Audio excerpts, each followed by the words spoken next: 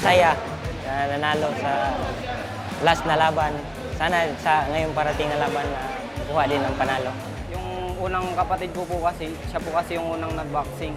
Nabalda po siya.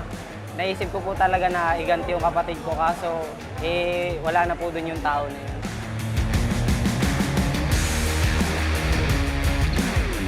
Tuloy-tuloy po ang laban sa Manny Pacquiao presents Blow by Blow in partnership with San Miguel Beer. Next fight po natin, 4-rounder in a 109-pound limit. And this will be in the light flyweight division, 1 pound over the limit of 108. Lalaban po sina Renji Patrocinio from KSK Boxing Gym, Kalayaan Avenue, Makati City kontra Joey Tilbe from Onyok Fitlab Boxing Gym, Malabon City. Ito po ang ating tail of the tape. Makikita po natin si Patrocinio is 22 years old. 20 years old po si Joey Tilbe na kaliwete. At si Patrocinio is an orthodox fighter. Northern Samar po. Diyan po nanggaling si Joey Tilbe at taga Negros Occidental naman po si Renji Patrocinio. As you see their ring records on your screens, ito na po ang ating ring announcer Bobby Mondejar for the official intros. Ladies and gentlemen, introducing the fighter coming into the ring, Joey Tilbe.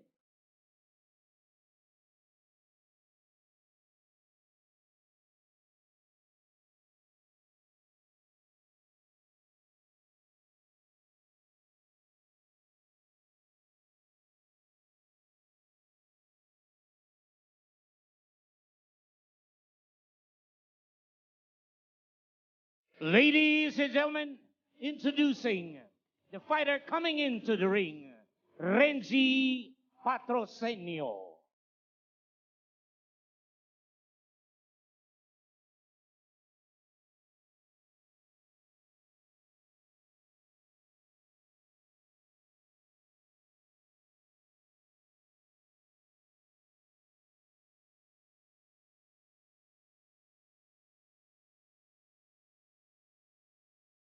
Ladies and gentlemen, Manny Pacquiao presents Blow by Blow here at Barangay Kamuning, Quezon City, in partnership with San Miguel Beer, in coordination with Barangay Chairwoman Army Castel and Kagawad Joey De Dios. Ladies and gentlemen, introducing the fighter fighting out of the blue corner. He weighed in at 110 pounds. He has a record of no win, no loss, 1 draw. Fighting out of Onyok Fitla Boxing Gym, Malabon City. Ladies and gentlemen, Joey Tilbe. Tilbe. Right across the ring, fighting out of the red corner. He weighed in at 110.8 pounds. He has a record of 1 win, no loss, 1 draw. Fighting out of KSK Boxing Gym, Kalayaan Avenue, Makati City. Ladies and gentlemen, Renji Patrocinio. Patrocinio. Judges at ringside, Alfie Hocosol, Attorney Akil Tamano, and Judge Greg Ortega. Third man in the ring, referee Elmer Costillas. This will be 4 rounds of professional boxing. Boxers! Gusto ko maganda at malinis na laban, ha? Ingat sa headbutt, suntok sa batok, sa kaloblo, okay? Protektahan yung sarili sa lahat ng pagkakataon, okay? Pag-club, good luck, back to our corner. At ito po ang laban na Patrocinio kontra Tilbe. Patrocinio po has had 2 fights, both of them on blow by blow. So ang tawag natin sa kanya, blow by blow baby. Last July, tinalo po niya si John Malatingan by a TKO in the 4th round. So record po niya 1-0-1 with 1 knockout. Si Joey Tilbe naman po, last August, tumabla po siya with Joshua Langayan, majority draw in 4 rounds. Tilbe, the rangier fighter, the longer fighter. Siya po ang kaliwete, leading off with a right hand. Renji Patrocinio, sabi nga natin kanina, is coming off a knockout victory, wearing the red gloves and the red trunks. Tilbe wearing the blue gloves and the white trunks with a red trim. In the light flyweight division, both these fighters, Tilbe connecting that time with the left hand. Caught Patrocinio on the face.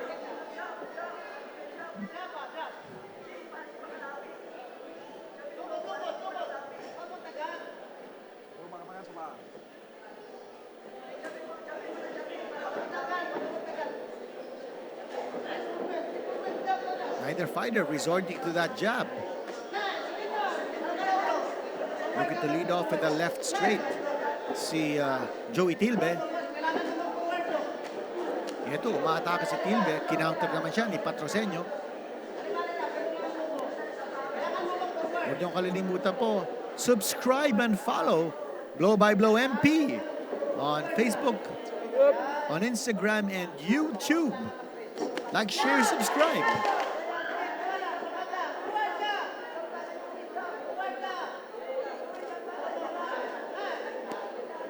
Missing with the combination is Joey Tilbe. Looks very frisky. A lot of nervous energy. Nararamdaman ko rito at ringside from Joey Tilbe. While si Patrocinio looks very composed. Naghihintay ng opening.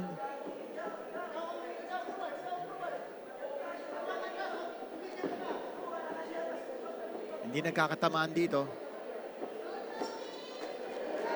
Nice counter. Joey Tilbe, kasasabi lang natin, hindi nagkakatamaan. Patrocinio with a beautiful combination bringing down Tilbe. And we did mention that parang a lot of nervous energy being exhibited by Tilbe. Siya naman natamaan. Doesn't look like he's badly hurt. I think he was just shaken up and rocked by that combination galing kay Patrocinio. The round is going to come to a close. A big round there for Patrocinio. He scores a knockdown in round number 1. That's a clear knockdown. And I'm sure mapapanood po natin yung slow-mo ng knockdown in round number 1. Joey Tilbe, bumagsak, punch of the round. Ito po nangyari, a right hand. And then the left. Oh, beautiful right hand.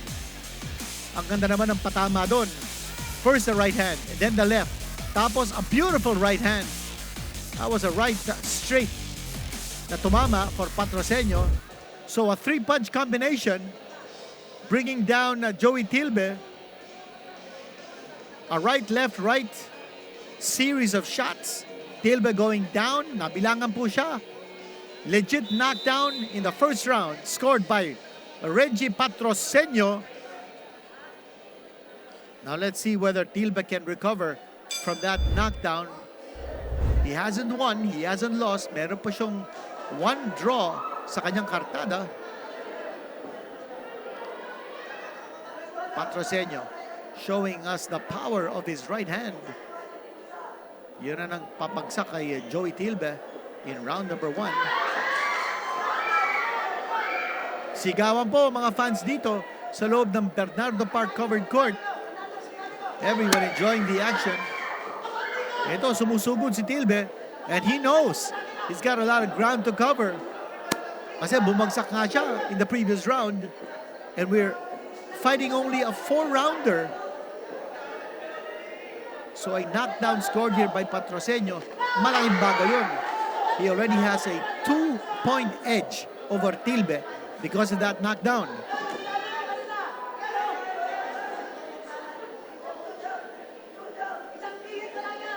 Very focused si Patrocinio. Iniikutan siya actually ni Tilbe.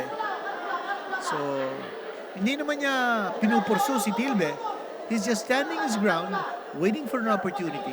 Iniikutan siya ni Tilbe, pero hindi naman siya sumusugod. Patrocinio, he's just looking to counter. Yun, sumusugod si Tilbe.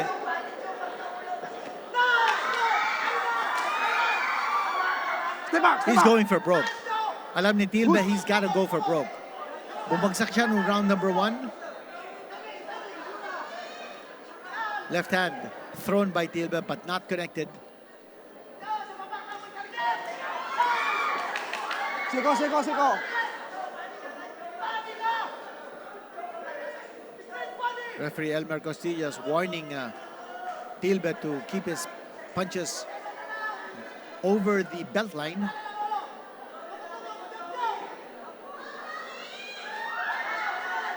Si Patrocinio kulang din sa suntok eh. Okay, nakatama siya kanina, but he's gotta let his hands go. He has shown na may power siya. He has shown that he can bring down Tilbe. Ba't hindi niya gamitin yung power niya? Sayang na sayang. He's gotta get busier. Patrocinio has power. Let him show it.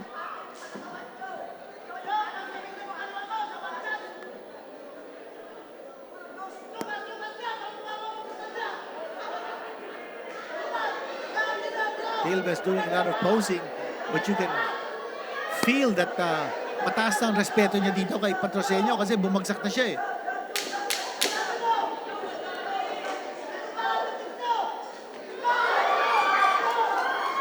Tilbe missing with those shots, but he came charging in. And he's embraced by Patrocinio. Very, very few punches thrown and connected in that round number 2.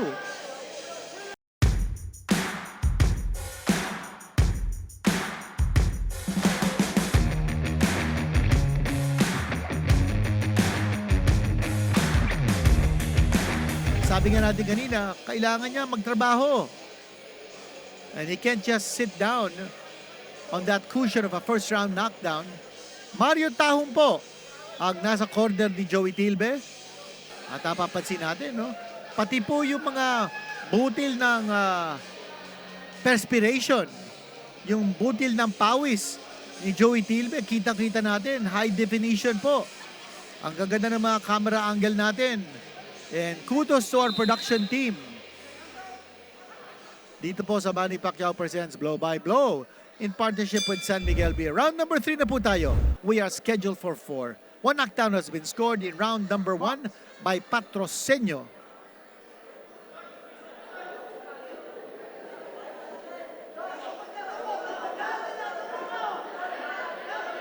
Again, a lot of posturing being done.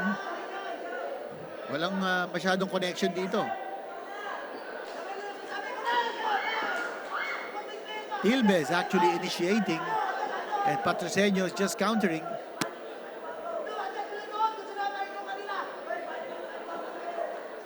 Again, nagtitinginan yung dalawa. Hindi naman nagsasalpukan. And for Patrocinio, huwag na sana niyang intayin na pumasok si Tilbe. Siya naman mag-initiate.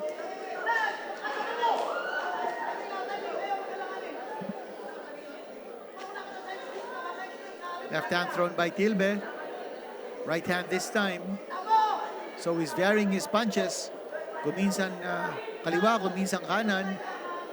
And he is the southpaw. While si Patrocinio is just waiting for an opening pagpasok ni Tilbe. Ka-counter siya. Step back. Back.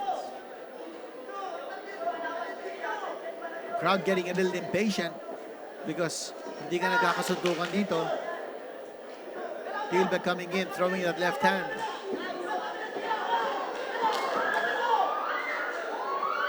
Shots being missed. Accuracy level, ang baba rito sa ating round number 3. Pati volume of punches, ang baba na rin. The work rate has gone down. Si Patrocinio halos hindi na sumusuntok eh. Pinapanood na lang niya si Tilbe. Gotta throw some punches, guys. I think but at this stage dapat lapitan na itong dalawang boxers ni referee Elmer Costillas to give them a warning. Gotta throw some punches.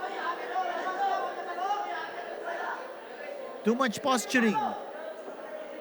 Hindi naman ito shadow boxing. And big miss there with the left hand for Joey Tilbe. And Patrocinio has hardly thrown a punch.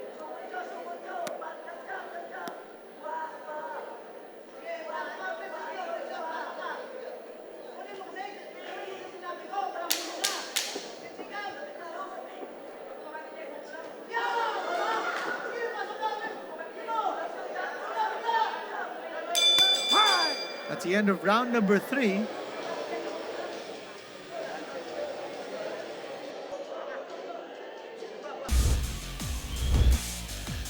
Ito po ang ating punch of the round, brought to you by San Miguel Beer. And both those punches actually missed the target. Ito yung counter ni Patrocinio. Yun, tumama yun, a left and a right. Bihirang-bihira din sumuntok si Patrocinio. Last glove. Last round. Last round. Last glove. Okay. And you see Box. referee Elmer Costillas telling both boys, konting action naman dyan. Konting suntukan. Last round na po tayo rito.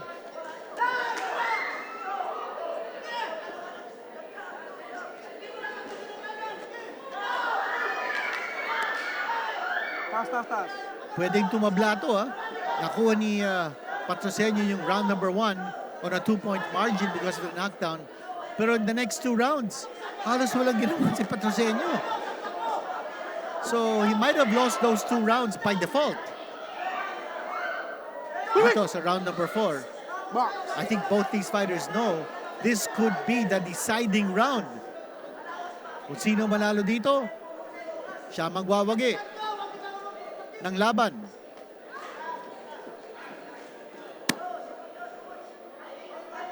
A big shot connected here by Patrocinio should seal the deal.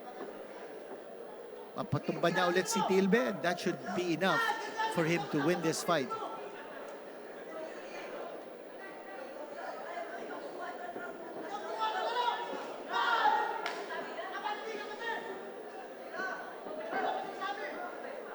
Again, a lot of posturing being done by both these fighters. Hindi sila nagkakatamaan.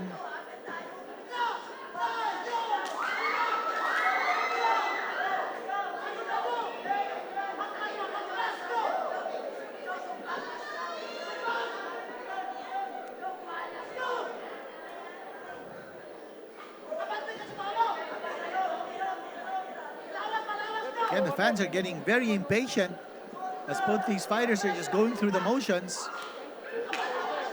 They're throwing punches but walang connection.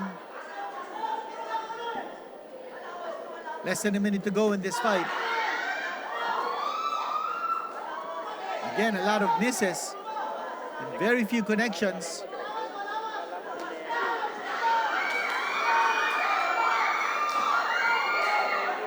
And the fans seem to be on the side of Joey Tilbe. A lot of shrieks coming from the fans every time Joey Tilbe is on the attack.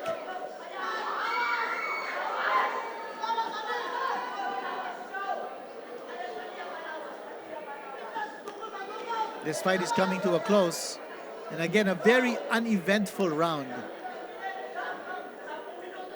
Kulang na kulang sa aksyon. 10-second clapper. This fight is going to come to a conclusion.